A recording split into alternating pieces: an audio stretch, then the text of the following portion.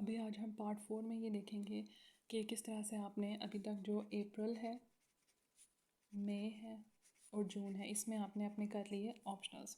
ठीक है। और along with that you are also doing book reading. और साथ ही आप जो है वो अपनी एक कह सकते हैं कि आप अनइंटेंशनली आपकी जो है वो इंग्लिश जो कॉम्पोजिशन है वो सारी उसकी भी बेसिक चीज़ें तैयार हो रही थी और साथ में आप इंटेंशनली भी कुछ चीज़ें उसकी प्रिपेयर कर रहे थे। तो ये चीज़ें आपकी उसके साथ हो गई। अब जब एक और चीज़ है कि जब आप ऑप्शनल्स की प्रिपरेशन कर रहे थे तो आपने साथ साथ क्या करना है कि जो प्रिपरेशन के दौरान वो आपने पास्ट पेपर्स को भी बहुत सिग्निफिकेंस देनी है। आपने पिछले लास्ट जो 5 years के पास्ट पेपर्स हैं वो आपने ज़रूर हर जो सब्जेक्ट आप प्रिपेयर करेंगे उसमें आपने क्या करना है कि 2 से 3 दिन में आपने उसका डिस्कवर किया कंटेंट, 6 से 7 दिन में जो भी है आपने उसको लिखा। और लिखने के बाद ये लिखते दौरान ही उसमें आपने क्या करना है कि जो लास्ट 5 year के पेपर हैं उनका भी अगर आप प्रिंट आउट ले सकते हैं तो उसका करने हैं, सॉफ्ट फॉर्म में रख लें तो दैट्स फाइन। तो वो आपने उसका भी देखना है कि क्या वो चीज़ें जो पेपर्स में आई हैं वो आपको आती हैं। जब आपने लिख लिया कंटेंट और थोड़ा उसको पढ़ भी लिया तो आपने ये देखना है पिछले सारे जो 5 years के पेपर हैं उनको आपने अलग से सॉल्व करना है, यानी कि वो आपने प्रॉपर सॉल्व करने हैं उस तरह से। उस वक्त ज़ाहिर है आप हेल्प लेकर सॉल्व करें, चीज़ों को करें उस तरह से, तो वो आपको बहुत ज़्यादा इंपॉर्टेंट है। पेपर्स पास्ट पेपर्स बहुत ही ज़्यादा इंपॉर्टेंट है और साथ साथ ज़ाहिर है आपका थोड़ा सा लिखने का भी हो जाएगा। तो ये 3 months तो आपके इस तरह से डिवाइडेड थे। अब हम आगे चलें तो आता है जुलाई। जुलाई में अगर हम देखें तो जुलाई में क्या होगा कि आपने ये जो अभी तक आपने 6 सब्जेक्ट्स कवर किए हैं आप इनको करेंगे रिवाइज़। ठीक है, आप इनको 3 से 4 दिन, वैसे तो आइडियली 5 5 दिन दें, लेकिन आप 3 से 4 दिन में आप उसको एक अच्छी जो है वो उसको गो थ्रू करें साथ। लेकिन आपने याद रखना है जो 3 चीज़ें मैंने आपको बताई हैं, एक बुक रीडिंग जो है वो, एक इंग्लिश प्रेसियन कॉम्पोजिशन जो है वो उसकी आप एक जो तैयारी है वो, और पेरा वर्ड्स वगैरह हो गई, ये चीज़ें उसमें जो अंदर आती हैं छोटी छोटी चीज़ें इस तरह की, साथ साथ इनकी तैयारी और जो आपका जो एक न्यूज़ है, ये 3 चीज़ें आपकी आपने साथ साथ आपने कभी भी नहीं छोड़नी। एक थी आपकी बुक रीडिंग, दूसरी थी आपकी उसके साथ ही जो आपकी होगी इंग्लिश प्रेसियन कॉम्पोजिशन। ये इस पेपर की जो छोटी छोटी चीज़ें हैं, प्रेसियर कॉम्प्रिहेंशन को इस स्टेज पे अपना करें, ट्रांसलेशन को भी, बाकी जो छोटी चीज़ें हैं उनको आप साथ साथ करेंगे। इसमें आपके पेरा वर्ड्स वगैरह भी आ जाएंगे और ये तमाम चीज़ें आ जाएंगी। आपकी ग्रामर बेसिकली आप उससे स्टार्ट करेंगे, तो ये चीज़ें आपने करनी है। प्लस जो थर्ड वेरी इंपॉर्टेंट चीज़ है वो आपकी डेली न्यूज़ है जो आपके नेशनल इंटरनेशनल सोर्सेज से होगी। तो ये 3 चीज़ें आपने कभी भी नहीं छोड़नी है, आपने अप्रैल से शुरू करनी है और इनको आपने जो है वो साथ साथ आखिरी टाइम तक जो है वो पेपर्स के तक जो है वो आपने इन चीज़ों को कंटिन्यू करना है, क्योंकि इसके बगैर आपका इसको आप अगर छोड़ेंगे किसी भी पॉइंट पे तो आप जो है वो प्रॉब्लम होगी। तो आप जुलाई में आपने क्या किया कि इनको आपने एक रिवीजन दे दी, एक अच्छी सी रिवीजन दे दी। और आपने ज़ाहिर है जब जब जब आप रिवाइज़ करेंगे आप देखेंगे कि इनिशियली शायद आपने बहुत ज़्यादा नोट्स भी बनाए और बहुत ज़्यादा चीज़ें पढ़ी, जब जब आप रिवाइज़ करेंगे आप नई चीज़ को डिस्कवर करेंगे। और ये तो है ही सोशल साइंसेज हैं, तो आप इसमें बहुत ज़्यादा आपको मार्जिन मिलेगा। जो है वो आप चीज़ों को बहुत डिफरेंट एंगल से देखेंगे और डिफरेंट तरह से आप उनको इंटरप्रेट करेंगे। तो इस वजह से रिवीजन इनकी बार बार बहुत इंपॉर्टेंट है।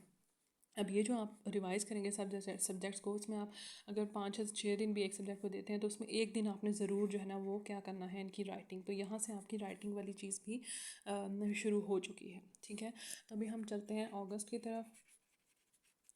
अगस्त में आपने क्या करना है, अब यहाँ पे जो डेली स्केड्यूल है वो तो अभी तक जो था वो आपका लाइक आप 6 to 10 hours भी फ़ाइन था, 6 to 10 hours ठीक था अभी तक जो स्केड्यूल है उसमें। अब आहिस्ता आहिस्ता आपने क्या करना है कि आपने अपने स्केड्यूल को भी थोड़ा सा मज़ीद ज़्यादा इसमें आप डिसिप्लिन लाते जाएंगे।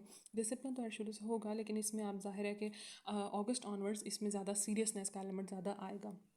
लेकिन अगर आप बहुत ज़्यादा शुरू से ही अगर आप 14 16 आवर्स से पढ़ना शुरू करते हैं तो वो आपको एग्जॉस्ट कर देगा दिसंबर जनवरी तक जब आपके एग्ज़ाम्स होने हैं। तो वो चीज़ आपके फ़ायदे में नहीं बल्कि आपके नुकसान में जाएगी। तो आपने आहिस्ता आहिस्ता बिल्डअप करना है। अगर आप शुरू में 4 आवर्स पढ़ते हैं, 4 आवर्स किया है दैट्स फाइन, आप 5 करें, फिर इसको 6 करें, फिर आहिस्ता आहिस्ता और take a break, that is a must. Break once a week हो सकती है, वंस इन 10 days हो सकती है, तो वो आपने ज़रूर जो है वो करनी है। वंस अ वीक ले लें या 10 days में एक ब्रेक शुरू में ज़रूर रखें। आखिर में तो आपको खुद ही आप इस करेंगे कोशिश कि आप ब्रेक लेने के बजाय उस दिन भी आप पढ़ें। तो लेकिन फिर भी इतनी जो है वो ब्रेक शुरू में बहुत ज़रूरी है, क्योंकि आपका 10 मंथ्स का पीरियड है ये। तो इट इज़ वेरी इंपॉर्टेंट कि आप इसमें एग्जॉस्ट ना हो। Do not exhaust yourself. ठीक है, तो अगस्त में आपने क्या करना है, अब आप आएंगे कंपल्सरी की तरफ। और कंपल्सरी में जो आप पहला सबसे करेंगे वो होगी इस्लामियात, क्योंकि ये भी वैसा ही है जिसका कंटेंट बहुत ज़्यादा वेरी नहीं करता। लेकिन जाहिर है जब आप इनके पेपर्स को देखेंगे तो आपको ये आइडिया होगा कि ऐसा नहीं है कि पेपर बिल्कुल एग्जैक्ट जो है वो इन सब्जेक्ट्स का भी कोई ऐसा ही आता है, सीधा सीधा ऐसा नहीं होता। चीज़ों को करंट अफेयर्स के साथ लिंक किया जाता है, और जो अभी प्रॉब्लम्स हैं उनके साथ उनको लिंक किया जाता है। तो लेकिन इसका ये जो चीज़ें होंगी वो आपके पास आपने उनको तैयार करना है अच्छे से। तो इसमें अगस्त में क्या होगा कि आप इस्लामियात करेंगे, और फिर आपने यहाँ पर आकर अपनी जो प्रेसियन कॉम्पोजिशन है, प्रेसी कॉम्प्रीहेंशन जो इसमें आएगी, यानी कि आपके तीन बड़े जो चीज़ें रह गई थी, जो प्रेसी है, कॉम्प्रीहेंशन है और ट्रांसलेशन है, यहाँ पर आके आपने उन चीज़ों को बाकायदा प्रैक्टिस करना है। तो अगस्त का मंथ आपका इन चीज़ों के लिए था कि आपने उसमें क्या किया, इस्लामियात को किया।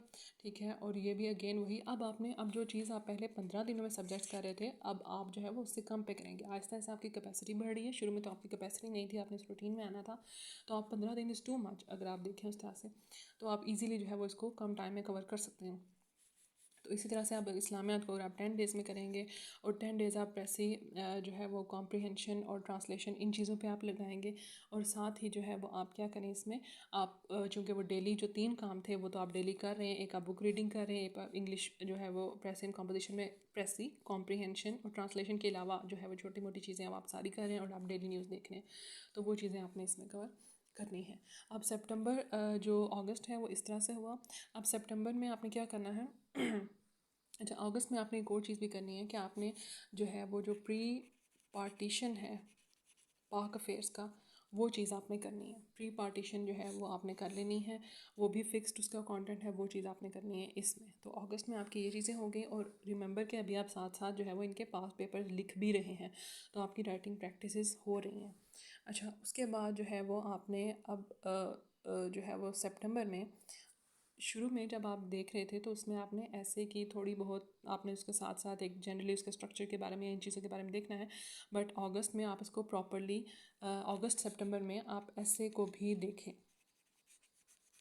प्रॉपरली, क्योंकि अभी तक अब इसका इतना मैंने पहले जिक्र नहीं किया ऐसे का। उसकी वजह ये थी कि आपके पास नॉलेज बेस नहीं थी। अब आपकी नॉलेज बेस इतनी अच्छी हो गई है, आपने चीज़ों को रिवाइज भी कर लिया है कि आप इस तरफ जा सकते हैं। अब जो है वो सितंबर में आपने ये कहना है कि ऐसे, और साथ में आप जीएसए को कर लें। उसका एज सच आपको कोई ना कोई पोर्शन आप में उसमें हेल्प भी हो जाएगी, आपका कोई ना कोई फील्ड से रिलेवेंट भी होगा। तो वो ये आपका है सितंबर में आपने बाकायदा जो है वो ऐसे लिखने शुरू कर देने हैं। पहले आप उसकी आउटलाइंस लिखें, और फिर जो है ना वो साथ साथ इवैल्यूएट करवाएं, और फिर जो है वो आपने साथ साथ जीएसए का, तो आपको छोटे छोटे पोर्शंस में डिवाइड है, जो सिलेबस होता है छोटे छोटे पोर्शंस में डिवाइड होता है। उसके बड़े आप एक अच्छे तरीके से आप तैयारी कर सकते हैं। आप एक पोर्शन को 1 दिन देते हैं या 2 दिन देते हैं, तो आप आप सेटिस्फाई हो जाते हैं कि आपका ये एक पार्ट जो है वो कंप्लीट हो गया। तो सितंबर में आपने क्या करना है, ऐसे। अब आप ये देखें कि आपका सारा से सारा जो फोकस है वो आपका किधर आ रहा है, वो आपके ऐसे के ऊपर शिफ्ट होता जा रहा है। आहिस्ता आहिस्ता हमने बिल्डअप किया चीज़ों का, और फिर जो है ना हम कल्मिनेटिंग जो पॉइंट है वो हमारा ऐसे है। ये चीज़ तो आप साथ साथ जो है वो इस मंथ में आप कर लेंगे। तो पहले आपने ऐसे के सारे जो है वो उसका आइडेंटिफाई किया उसकी, और आपकी अभी तक जो है वो ग्रामर भी ठीक हो चुकी है, आपकी चीज़ें बेहतर हो चुकी हैं। लेकिन यहाँ पे आपने साथ साथ इवैल्यूएट भी करवानी है चीज़ें। जो भी आप करेंगे वो आपने इवैल्यूएट करनी है, स्पेशली इंग्लिश ऐसे की और इंग्लिश प्रेसियन जो कॉम्पोजिशन है इसकी। तो जो सितंबर है उसमें ये होगा, और फिर अक्टूबर में भी अब सारा का सारा आपका क्या होगा कि अक्टूबर है, नवंबर है, दिसंबर है, 3 मंथ्स जो हैं इसमें आपने क्या करना है, इसमें आपने ऐसे के ऊपर भरपूर काम करना है। ऐसे को आपने लिखना है सितंबर अक्टूबर में। तो आप कोशिश करें कि हर 2 दिन में एक ऐसे ज़रूर लिखें। ठीक है, दो जिस तरह का भी आप शुरू करें, आप लिखने के अपने खौफ को ख़त्म करेंगे तो आपको बेहतर तरीके से आपकी ऐसा ऐसा कॉन्फिडेंस बिल्ड खुद बहुत होता जाएगा।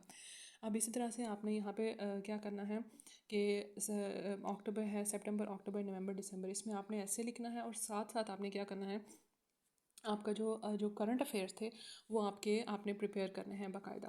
तो वो आप उसको थोड़े थोड़े दिन उसमें देंगे, करंट ऐसे प्लस करंट अफेयर्स। ये चीज़ें होंगी, प्लस आपने साथ साथ इनको रिवाइज़ भी करना है।